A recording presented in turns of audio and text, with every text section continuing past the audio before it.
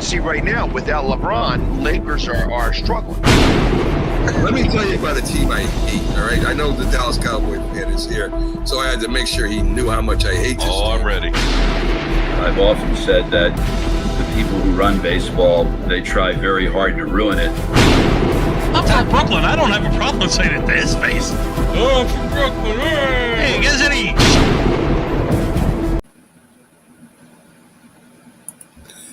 This is a presentation of Northeast Streaming Sports.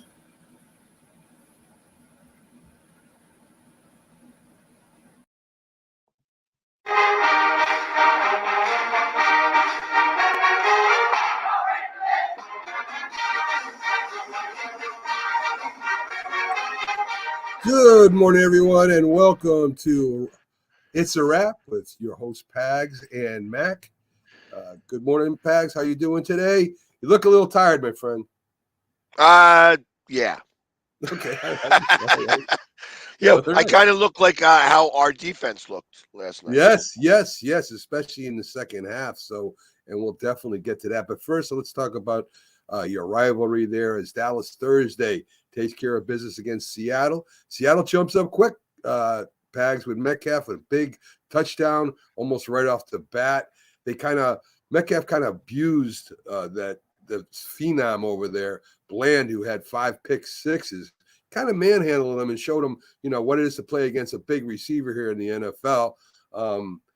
The Dallas defense didn't look that good really in the beginning. They did have a big stop one point during the game, but it was the Dallas offense, right? They even ran the ball a little bit. CeeDee Lamb has a big game. Dak plays really well again, and they come away with the victory.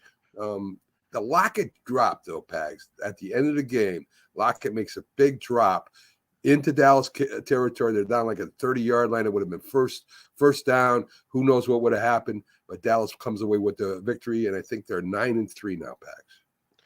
Yes, and a funny stat in this was only the 5th game ever in NFL history that there was not a punt. Yeah. So I mean, obviously, a little bit of concerns for the Dallas defense. Seem to be letting up a lot of points. If they're not getting pick sixes, they are giving up a lot of yards and a lot of points. Yeah, I mean, you can throw on Dallas, Pags. I mean, that's a lot. That's what happened with Philadelphia. I mean, at the end of the game against Dallas, they make that big comeback and they were thrown all over Dallas. So it is a concern, especially going up to play you guys next week. And we're definitely going to get to that game as we go along. But first, let's talk about the Colts. Colts beat Tennessee 31-28. They're 7-5, and they're alive in a playoff race. They had 2 blocked punts. One was returned for a touchdown. Wide receivers Pittman and Pierce, they caught touchdowns for Minshew, who had a really good game. Let's see if I can get his stats for you. 26 for 42 for 312 yards. Levis plays okay again. He was 16 for 33. The biggest news was Derrick Henry, Pags. He is the major weapon for the Tennessee Titans. He gets taken out with a concussion. Before he got taken out, he was really dominating the game. He had 102 yards rushing, 2 touchdowns. Without Derrick Henry, I don't know what the protocol is going to be with him, if he's going to be the next game. But without Derrick Henry, Tennessee is really nothing on offense, Pags. Yeah, and it's a shame. He really was dominating. Like I said, he had 102 yards and 2 touchdowns, and that was within 3 quarters? Yeah. So, I mean, but the surprise is the Colts. I mean, right now they are in the playoffs. Yeah. If it was stopped today, they would be in there. So, I mean, the Colts coming out of nowhere, their defense, minus Henry not playing, they have a good defense, and Minshew's doing a hell of a job for them over there. So, we'll see what happens. I mean, maybe they raise a little cane. They're definitely not a Super Bowl team, but they're definitely a team that'll cause a little damage if they get in there. They might win one game in the playoffs or whatever. But from there to the Chargers versus New England, pretty much a defense slugfest. You would think that of New England. Zappi's in there. Can't get the team going. He had a few good passes. But the receivers are either dropping the balls or he's missing them. He's throwing interceptions. And, the Chargers offense didn't look that good either, Pags. I mean, to me, the star of that show was the punter. The punter, I pinned the Patriots down within the 10-yard line multiple times. And it goes to show you, if you have a great punter, that's a lethal weapon in the NFL still today. Yes, I agree. I got to imagine. I mean, did anybody watch this game other than Keith Engel? Because I tell you, this game, I can imagine half the people fell asleep. Yeah, it was a tough one. 6-0. I mean, really, both of these teams should be ashamed of themselves. Yes. I mean, there was 26 first downs in the entire game for both teams, 13 each. I mean, that's ridiculous. It's sad. And Pags, I started this maybe, I picked the Chargers to go to the Super Bowl, believe it or not, early in the season. But Herbert is, I can't get over how bad he plays, especially when the time of at the crunch time. He can get stats. He did in this game, but he can get stats normally, and he was terrible this game, Pat. Yeah, well, and weren't we talking about this yesterday? Yeah, about how Herbert, it's not, it's Herbert's fault, not the coaches. And that the coach is going to get the blame for Herbert because Herbert's getting all the money. Right. But, I got to imagine that this is not how they want to be. Not how they want to be at all. They were talking before the game saying Bill Belichick was looking at that sideline, the LA Chargers sideline, more than he was looking at his sideline because of the talent they have over there. And they have an incredible amount of talent on offense and defense, and they just can't put it together. Defense comes out, plays tough, the offense doesn't. So, he's eyeing up a coaching job. Is that what he was doing during this game?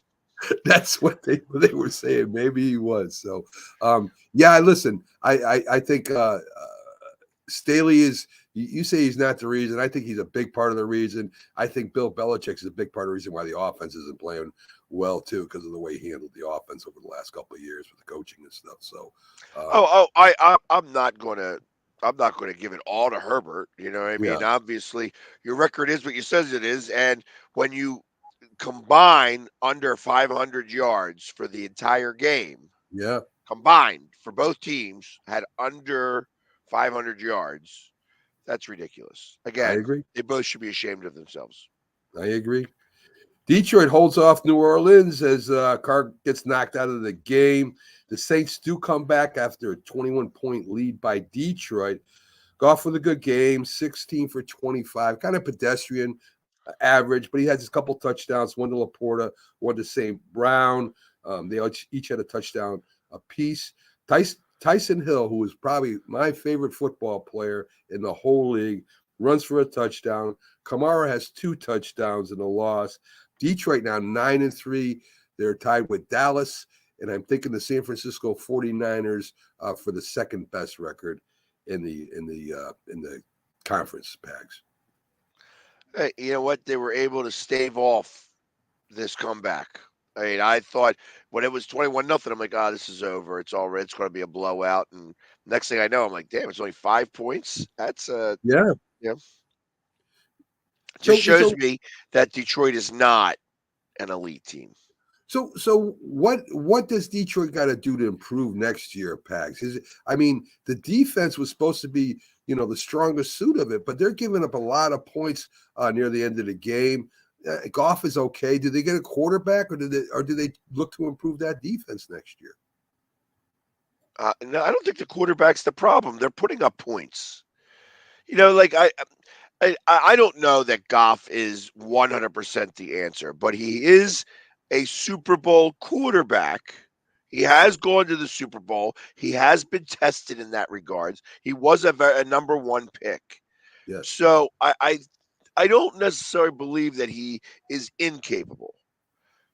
It's the defense. I would go all defense. Obviously, they have holes, and maybe it starts with the defensive coordinator. Maybe so. I mean, listen, the offensive line is playing really well this year. Good morning, Rick. Glad that you're aboard. They're playing really well this year. They block well for pass and run. I'm with you. I think maybe they try to improve that defense, maybe especially the defensive secondary. I think they got to look to strengthen that up, especially. Atlanta at the Jets. Atlanta wins in a defensive slugfest that only had one touchdown scored the whole game. Pags. Ritter has a touchdown pass to Pruitt. If it weren't for New England, the Jets would probably be the worst team in the NFL. Pags. So I don't know what the Jets are. They have no. I don't know. I would also put Carolina in that mix. Yes, yeah, but that's more expected.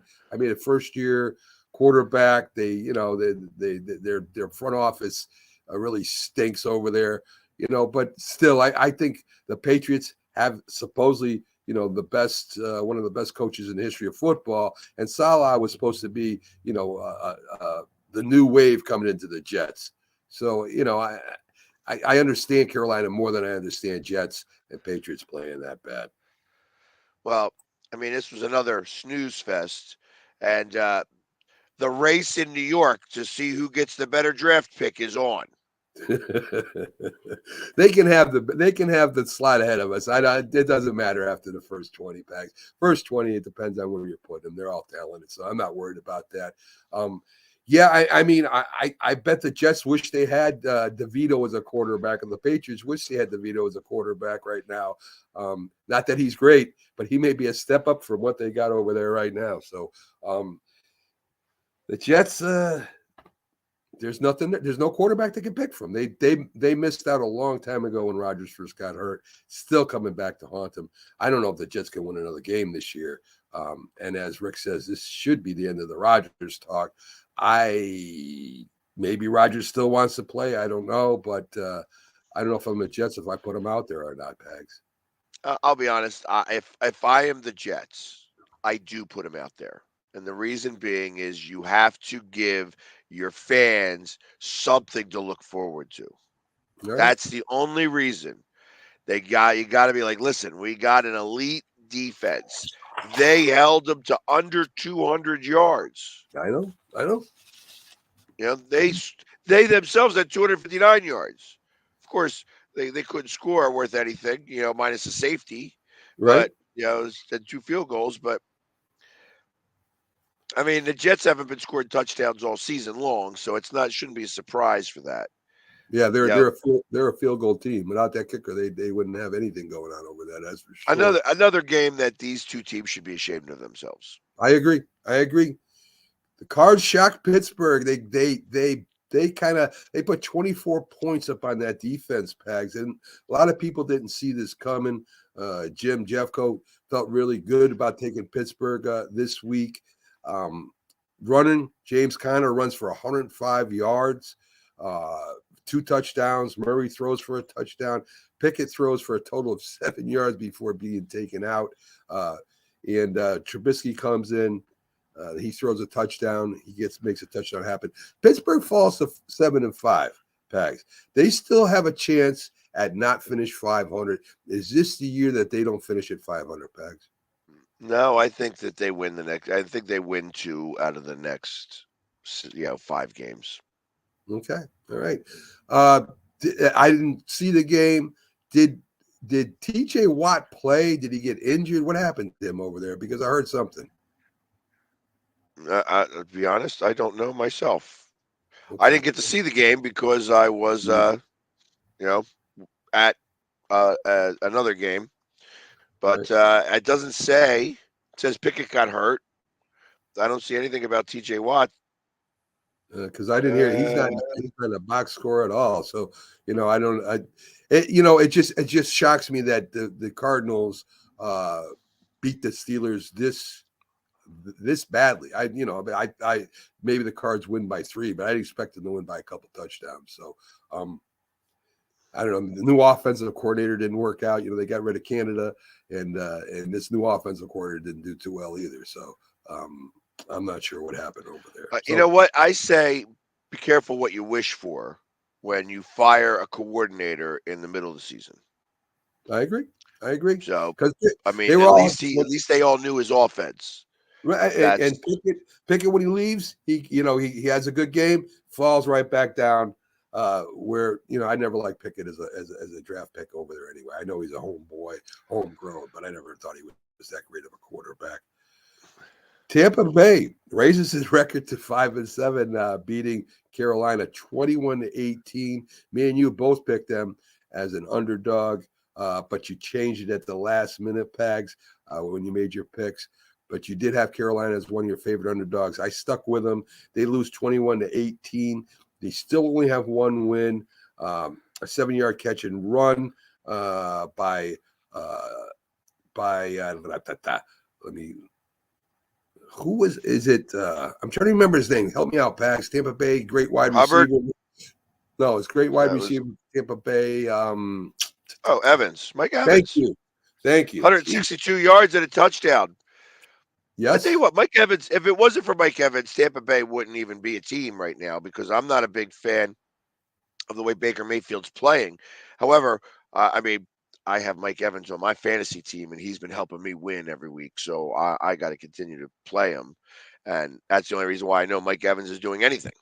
Well, he ties Randy Moss's all-time touchdown. He's second now with Randy Moss behind Jerry Rice, all-time touchdowns caught, and 10 consecutive 1,000-yard seasons. Unbelievable, right? Unbelievable. I mean, the guy doesn't stop. And you know something, Pags?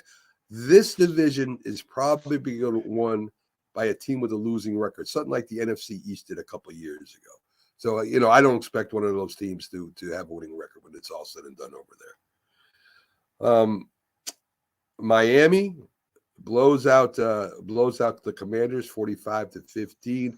Ron Rivera took over the defensive coordinator duties as they let go of their former defensive coordinator Jack Del Rio. They didn't look any better on defense. Miami ties Baltimore and the Jags right now, 3-way tie for first slot at 9-3 in the AFC. Tyreek Hill has a monster game, 157 yards, 2 touchdowns. Andrew Van Ginkel with a pick 6, and Washington falls below the Giants, Pags. Yeah, I was going to say, and there's much rejoicing in New York since they are not in last place. So far, we haven't played our game next week yet. We're going to fight with the Commanders to see who gets that last place.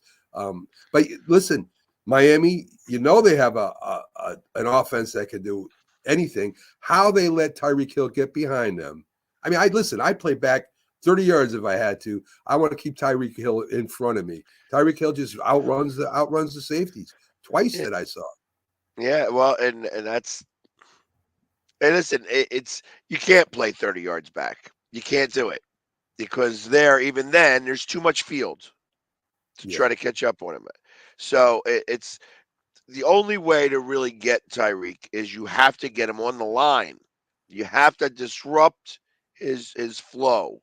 So you have to be able to bang him on the line, and that's not easy to do half the time. But yeah, that's the teams that beat Miami Dolphins that have beaten them with defense have thrown off that the anticipation. The whole scheme in Miami is all 3-step drop. As soon as he hits that third step or fifth step of the deep drop, the ball's out of his hand, going to the area where it's supposed to be. You got to knock the receivers off their routes, and you got to knock Tua off his spot to beat these guys. And you can beat them, Pags. They've done it. The defenses have done this. Yeah, well, I know the Eagles beat them. Right, exactly. So of course the Commanders that whole organization is going to make a big change anyway. The handwriting was on the wall when the new ownership came in and they got rid of Chase Young. I said, that's it for everybody there. So I don't even know if the offensive coordinator stays. Pags. They may clean the whole house, everything. They may, Yeah, I would.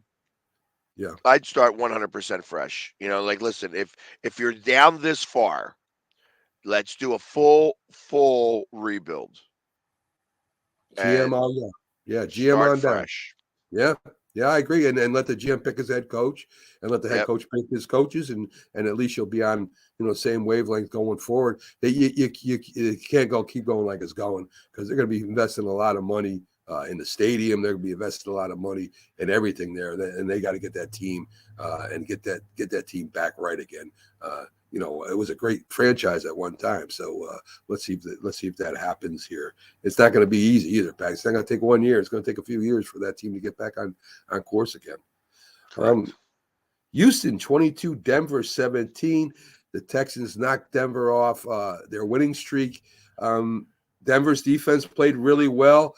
C.J. Stroud was big early, but at the end of the game, he was sacked quite a few times. But the Houston defense has the last say.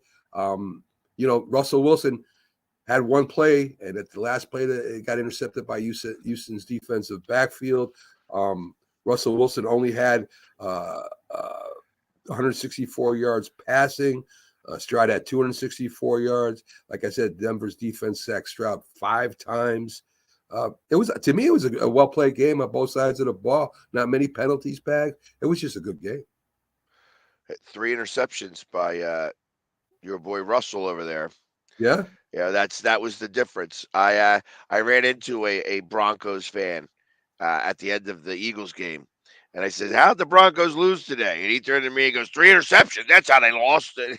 So, he was unhappy about the result, obviously.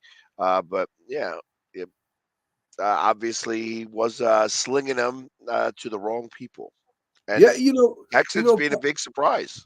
Pags, I don't know if Denver has a running game over there. It doesn't seem like they use it that much. I mean, it's all Russell Wilson throwing the ball, Russell Wilson on the scramble picks. Who is the running back for Denver? I don't know if I know who the running back for Denver is. Javonte Williams. And he's pretty good. Yeah, Javonte Williams. Why aren't they running the ball more? Tua. Russell Wilson is not Drew Brees. Drew Brees could go back and throw the ball 40 times and you could win a game. You got to control the ball more. But Houston's defense is that the young defense. Their head coach is a defensive coach. Played their hearts out. So good for you. And how about the AFC South having 3 or 4 teams above 500?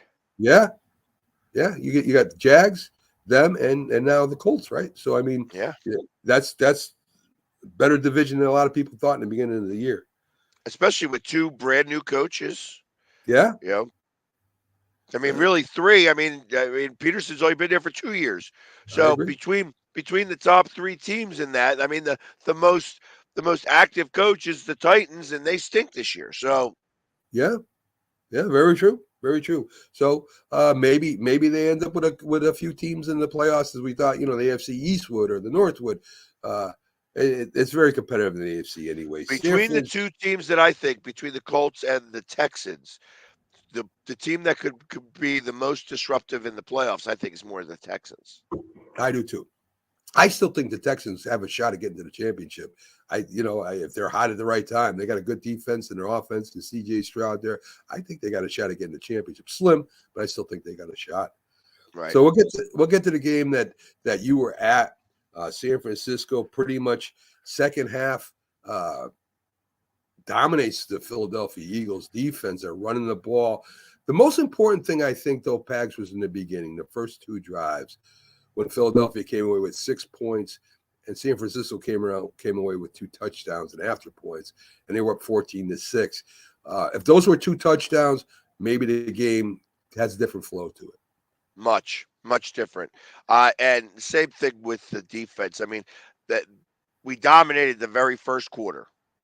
It was like at the end of the first quarter, it was like 160 yards to -6 yards. Yeah. And it was 2 3-and-outs. But you could tell the defense once the second quarter started, the defense just looked worn. They looked like they had played 100 snaps the previous game. And, that San Francisco looked fresher. Yeah. And that's just how it was.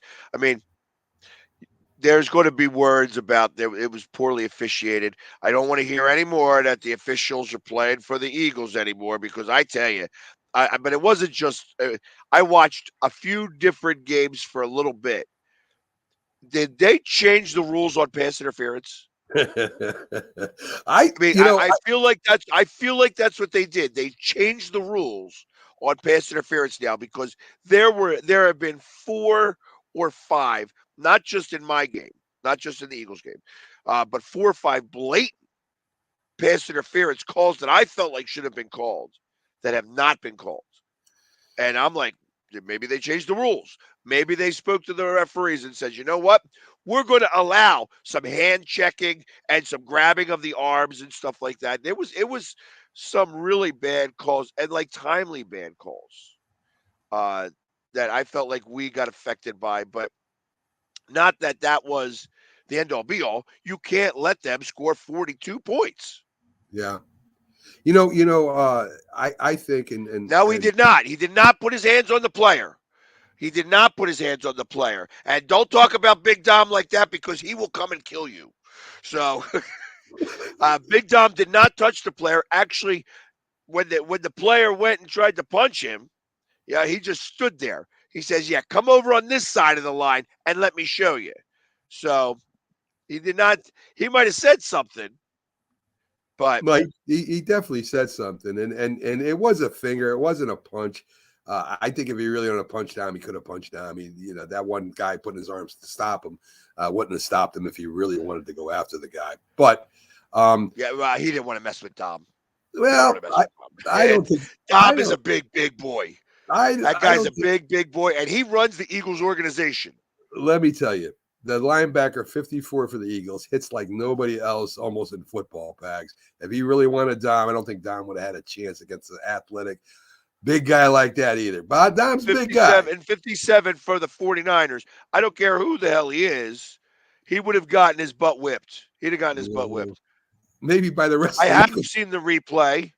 He didn't touch him. Look at it again, Rick. Look at it again. All right. But anyway, Pags, what was it? The Eagles' third game in 14 days, I think it was for the Eagles. Yeah. And, and the 49ers were coming off, I think, a bye, which they were nice and fresh and they were ready for the Eagles. I said that to the producer, Linda. I said, look, the Eagles are just tired. They look tired out there. And and Purdy looked like Fran Tarkenton out there running around and picking up yardage. And I mean, listen, the Eagles tried to make a comeback. I respect that Hurts came back even after protocol to get out there and play. I mean, he says it's his team. He's going to be out there. I respect that. That's a leader. But the game's just way too far gone by then. McCaffrey had 133 yards rushing. Debo has a monster game. That guy is hard to bring down. I mean, he gets in the open field. I'll tell you, two of the plays that he scored touchdowns on were just like you could tell that like he was the beneficiary of 2 touchdowns where they were just tired. And when you're tired, you become a little lazy. And that's what happened. They became lazy tackling. Well, a lot of people have problems, even when they're not tired, tackling Debo, Pags. Yeah, not like that though. Not like that. Yeah. Well, it was what a couple bubble screens or whatever he took off on. He had one run for a touchdown. Two of them. Yeah. And the 49ers were out there. They were blocking. They weren't touching him. But man, that dude from the waist down is an animal. He looks almost like Earl Campbell, for God's sakes, out there. And he's fast too. But Debo played well. Purdy threw for 313 yards. And now you got Dallas coming up next week. If Dallas beats you, another team with 10 days off.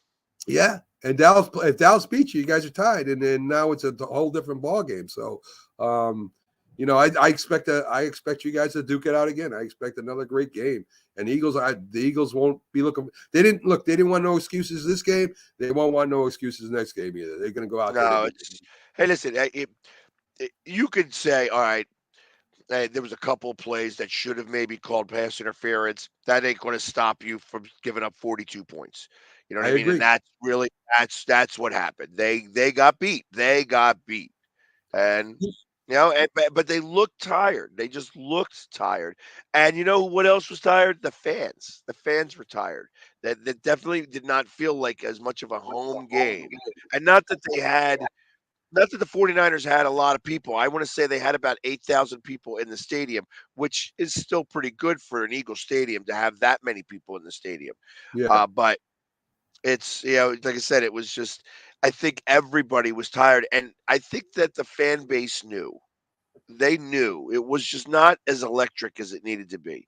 The most exciting thing was when they scored that touchdown with the tush push.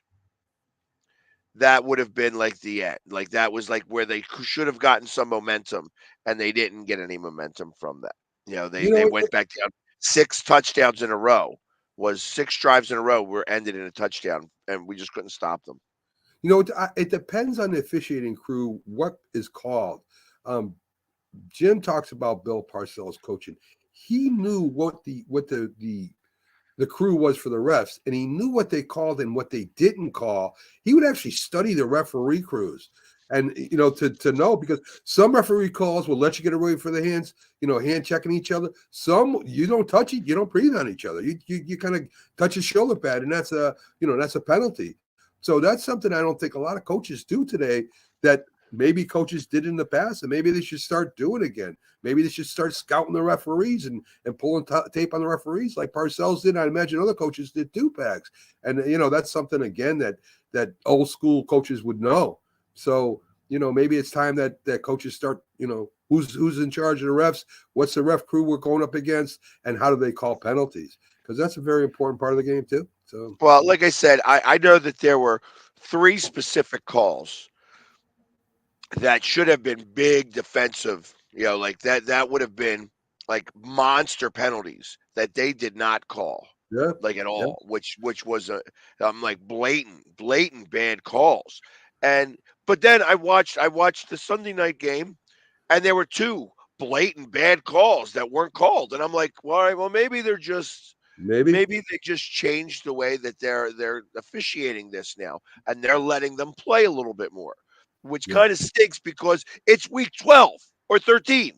You know what I mean? It's like you don't have them play more now, and all year we've been calling it, and now all of a sudden we're not going to call it. Yeah, consistency is not a little odd. Yeah, consistency is not anything with the officials this year. The Green Bay shocks Kansas City. Some people said that Kansas City might get upset this week. Pags, who were calling it beforehand. Some of our guys in the crew picked Kansas City to win this game. Jordan Love, pretty good game. He throws 25 for 36, 267 yards, 3 touchdowns, no interceptions. Watson has a couple touchdown catches. Ben Sims has a touchdown catch, and I don't know what they're going to do in Kansas City. They fall to 8-4 right now. They're going to win the division. There's no doubt about that. I think with Broncos falling off, the Raiders and what they are, the Chargers not even in the mix. Receiving still problem over there for KC, and Mahomes didn't have a good game, Pags. Yeah, he did not have a good game, but again, it was a matter. See, and I kind of felt like this. It was like, hey, we're going to make sure that nobody can tell us that the refs are working for Kansas City or for the Eagles this week. I felt like that they went out of their way to prove that. It's kind of funny because it was against Kansas City that they didn't call the pass interference. It was like that again. There's 2 blatant calls on one on the last drive with Baldy Scandling.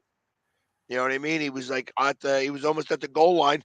Was absolutely a blatant pass interference call. They just did not call. Well, they didn't call the Hail Mary. They're not going to call it a Hail Mary, Pags. Not a Hail Mary. That was that. I'm talking with about a minute, maybe with like 56 seconds left, and he got like tackled before he even had a chance to get the ball, and he would have wound up at the 5-yard line.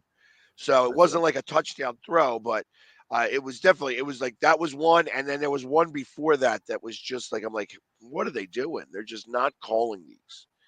So, and listen, it is what it is. And Green Bay played a good game. Yes, Yes, they had a good game plan. They ran the ball. They controlled the clock. They put pressure on Mahomes to try to bring him back. A.J. Dillon with all those power runs. They had that little quick back in there too. But it's mainly A.J. Dillon, off tackle, left, off tackle, right, and up the middle. And, Kansas City was having a problem making tackles too. And, it's a great game plan.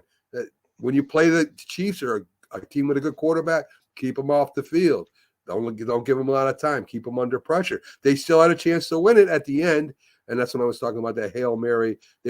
Kelsey was looking for a pass interference. You're not going to get a pass interference. Yeah, you're not going to get it on there. I wouldn't be surprised. I know they have Kelsey. I would not be surprised they bring in Zach Ertz. I've heard that too. Zach Ertz is becoming more and more fit there because he's a guy who can actually get open in some space and catch a ball, and then they'll just go play out of a big set. Which sounds like a great thing, but it won't be because they don't have any blocking tight ends in that set. It would be two receiving tight ends. So, I think Andy Reid can play that. They would have to go heavy. They would have to bring an extra offensive tackle or whatever on one side just to keep the pass rush or whatever, or maybe chip, whatever they would have to do. Definitely Andy Reid would know what to do with that. Are the Packers for real, Pags? I mean, they're 6-6 now. They're back in it too.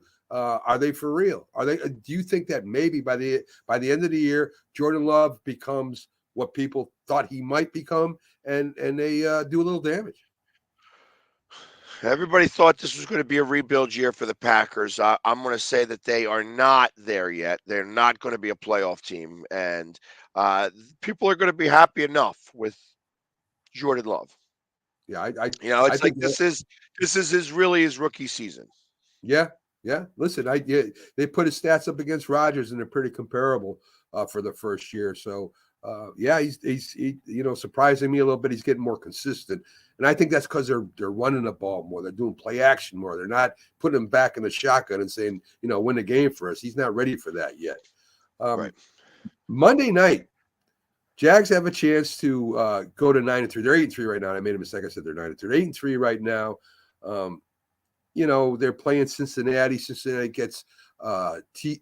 Higgins back. They got Jamar Chase. All the person they don't have is the most important person on that offense. And two great wide receivers. Maybe the backup can hook up with them a couple times. I like the Jags tonight. Jags are just overall, I think they got on the field right now. They're a little bit more better. That's simple to me. I got the Jags tonight too. I don't think Cincinnati. Cincinnati goes as far as Joe Burrow takes them, and Joe Burrow ain't taking anybody nowhere right now. No. What a contract, huh? Holy good God. Well, you can't help injuries. I mean, that's injuries are injuries. It's so. true, but Pags, you as an owner or a GM, the guy got hurt his first year there. He got hurt at where was he? LSU, I think, if I'm not mistaken. Maybe not LSU. I'm not sure now. He wasn't LSU, but LSU. He got hurt there. He gets hurt his first year here. He's hurt again. I mean, that's a lot of money, guaranteed money to be paying somebody that gets hurt like that. And I don't know if the owner regrets it or not right now. If I was the owner, I would be. I mean, maybe you sign him to incentives, which would have saved you some money. They got to start redoing. Well, the first year he gets an ACL because he was sacked 180 times before the first 6 games. True. So, I mean, that one I don't really blame on Joe Burrows. This one, again, it's a weirdo injury.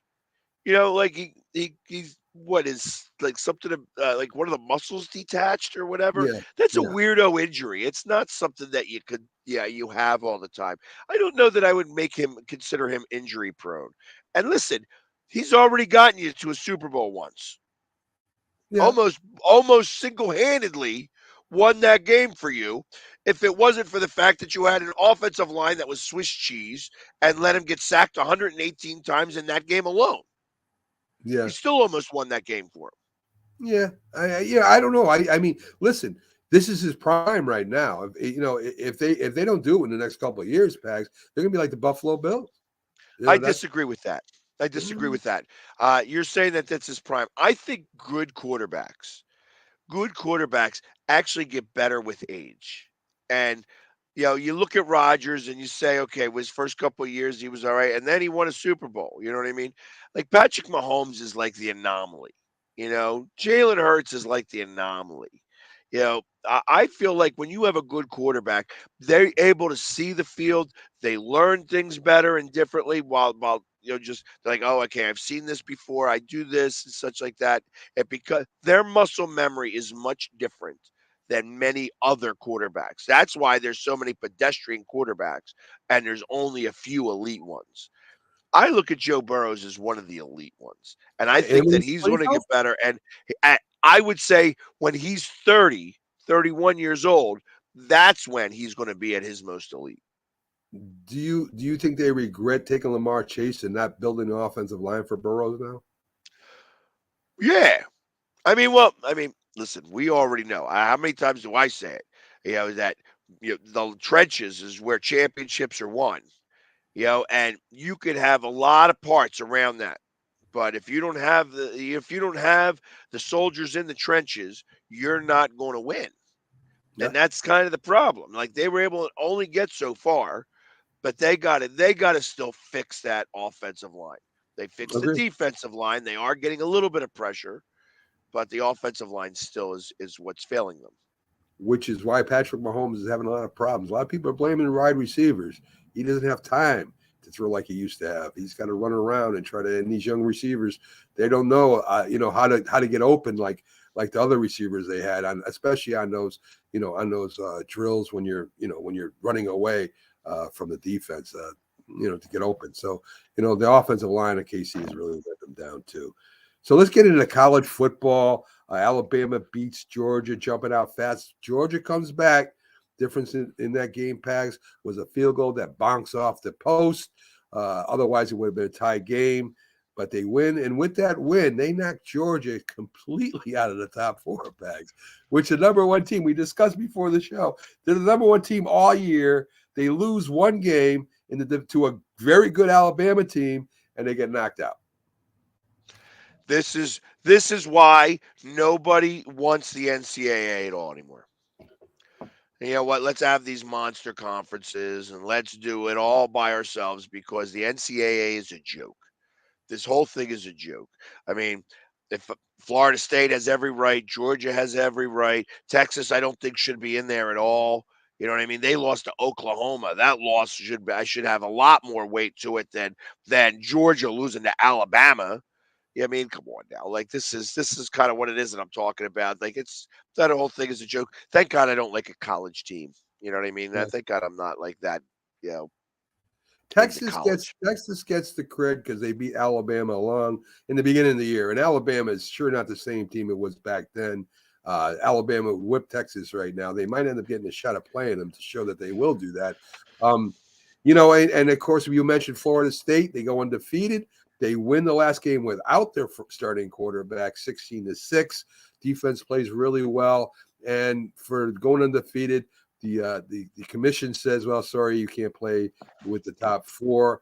I do agree with it. I said that to Keith that I didn't think Florida State, if you want to say the best team right now, is the top four best team right now, but still they went undefeated, Pags, and Florida State is ripping right now. As they should be. I mean, that's why Georgia, I thought that Georgia was the one catalyst. Like if Washington lost, that wouldn't have been a big deal. Like there, you would have had both Georgia and Alabama. Like obviously, Georgia had to win, But if Georgia lost and Washington lost, Georgia would just be in. You know what I mean? That's where it is. Georgia's now is the number 5 seed, but Georgia losing was the one that was going to screw this all up, and it was a great game. I watched that game. It was a great game. Yeah. And, I think Georgia is still the best team in the country. They should be the number one. Like I said, I mean, I know that Nick Saban outcoached. It was an outcoached game. You put the two of them again in the national championship, I bet you Georgia wins it. It's possible. It's possible. We won't find that out. A lot of people think Michigan's the best team in the Final Four right now. They destroy Idaho 26-0. Nobody expected Idaho to play that. Their offense is no good. They have a decent defense, but Michigan just dominated them from. It was Iowa, not Idaho. I know a lot about Idaho right now. I did yesterday.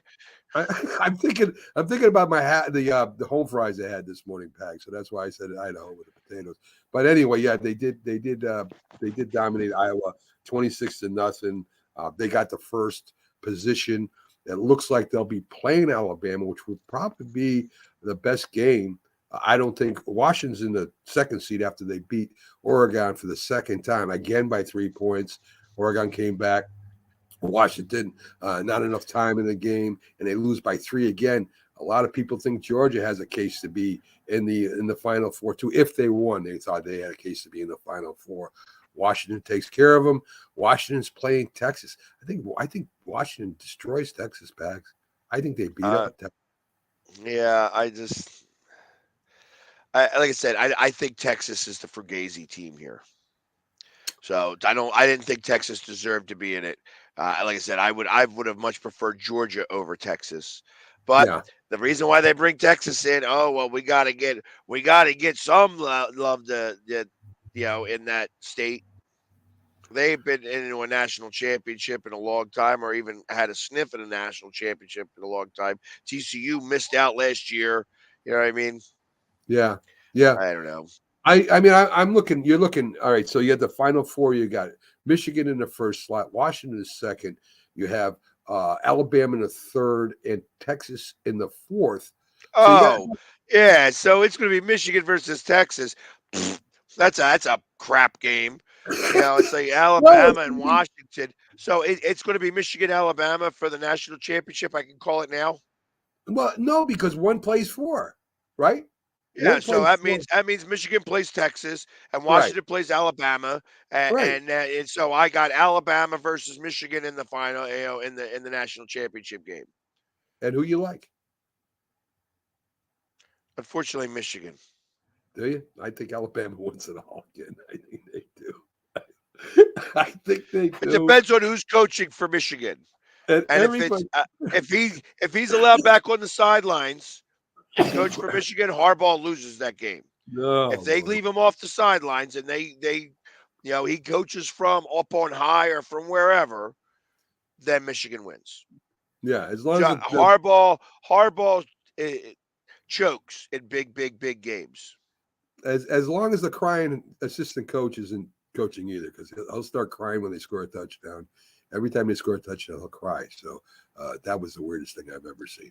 But anyway, yeah, I think Alabama wins the national championship again. And now everybody's going to be ticked off because they're going to say that Florida should have been in and Oregon could have beat them. And if the matchup was right, maybe Washington could have beat them. It's going to be a total mess up. And then next year they'll have 8 teams and we won't have to worry about it anymore. But I still think with the NCAA running it, I still think with the 8 teams, there's going to be like 2 teams on the outside that think they should be in the 8. I still think it's going to be screwed up. But I ain't worried about the 9 and 10 team. I am worried about the 5th and 6th team that I think are better than the top 4. Yeah. I'm just telling you. That's where I have that. Max, there's always going to be an upset thing. As I said a long time ago, set it up like the NFL. Have the division winners play each other for the playoffs. Have the wild card if you want. Bring it all the way to the national championship where 2 teams play each other. Knock each other out. 1 game. See you later. But that won't happen anytime soon. NBA, little news for you. I ain't got a lot. Jokic leads the NBA with 579 points, 255 rebounds, and 196 assists. Pags. This guy is like he's you could talk about Wembanyama, you could talk about anybody else. This guy, he's on track to be the MVP again this year. Yeah. That's all I got to say about that. I don't watch him play. I'm not, I'm so into football right now. I haven't been paying much attention to what's been going on with basketball, including when it comes to the Sixers. But it's, when you say those numbers, it's like, okay, it's like there's, he is right now unstoppable.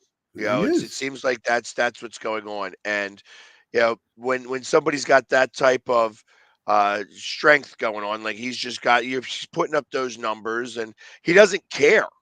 Like he just does it. It's not like he's doing it for his own accolades. He didn't even want to stick around for the parade. He's like, I want to go home.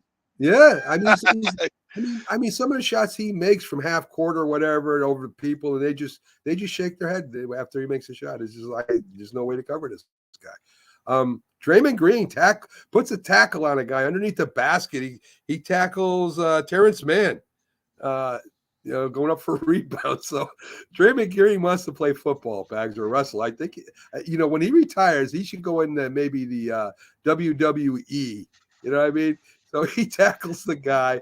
I don't think he got kicked out of this game because he kind of backed away from him. He didn't put him in a chokehold. He just tackled him by going for a rebound. And that's what Draymond Green is with the Golden State Warriors. That's what he is. He's the guy that does that. And they know that.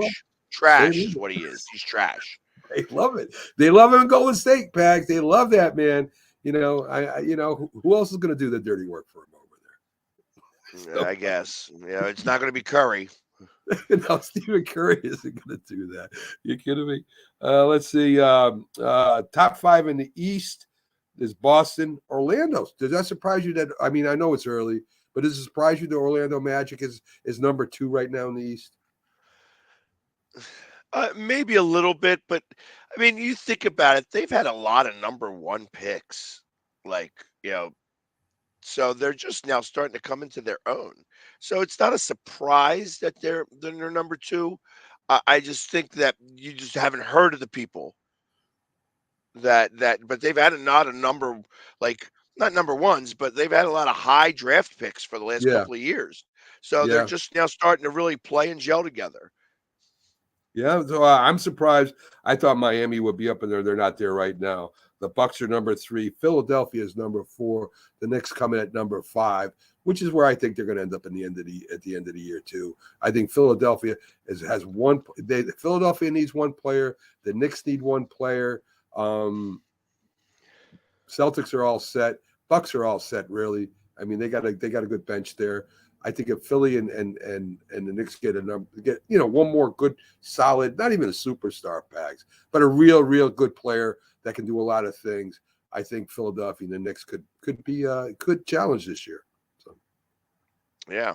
Well, I'm just so excited for this in-season tournament to see how this all pans out. It's just riveting to me. I'm just so get the hell out of here. It's just. The best thing about it is how they put the psychedelic floor colors on there, so you can't see sometimes. And... Yeah. If you're colorblind, I mean, somebody really thought about that. That if you're colorblind, you can't watch the games. Forget it. Yes. And we just whole segments of the population, male population, can't watch these games because we're colorblind and we can't see. Right, and the paint sometimes is a little sticky, and that's interesting when they just freshly paint it and they're playing on the next day, and it's interesting. It really is, and I know the winners of this cup will be very proud to put that in their cases. They're getting $500,000 per player on the team. I think that's the only reason why they're playing this thing back. So yeah, I guess so. Pretty interesting. So, folks, that's about it for today. Unless you got something else for me, Pags, if you want to talk about before we sign off here. I don't really have anything right now. So all right. Yeah, I'm getting ready. I'm going through my week so that I can get ready to go to Dallas this week. Maybe you'll see Jim. Maybe you see Jim. Maybe. Yeah, I figure I'll maybe see Jim, True Blue, Sneakies all down there. So it's going to be a little bit of a reunion. Byron, maybe I might get them all. I might get them all together. Yeah. Let's get the band back together for one more podcast. Yeah, we're talking about Jim Jeffcoat and Byron Williams. For those, we're just talking. We know them by their first name, but Jim Jeffcoat, Dallas Cowboy, great defensive end. Byron Williams, a former, very good NFL wide receiver on a lot of different teams. So them two, that's what we're talking about. So up after us is Coffee and Sports with Chris and Mo. They follow us. Great morning show. So stick to the Roku channel as we got a lot of good shows today coming on. Pags will see you Wednesday. I'll see you again Wednesday on the Northeast Professional Sports Show. Then he has the NFC East show right after that. And J&B Talking Shop is on that. Wednesday's a big night on Roku. So, folks, thanks for tuning in. Thanks for the comments. Thanks for the views. And we'll see you next week. same place, same time. It's a wrap as we wrap up the weekend sports here with me and Pags. Have a good one, folks. Take care, guys.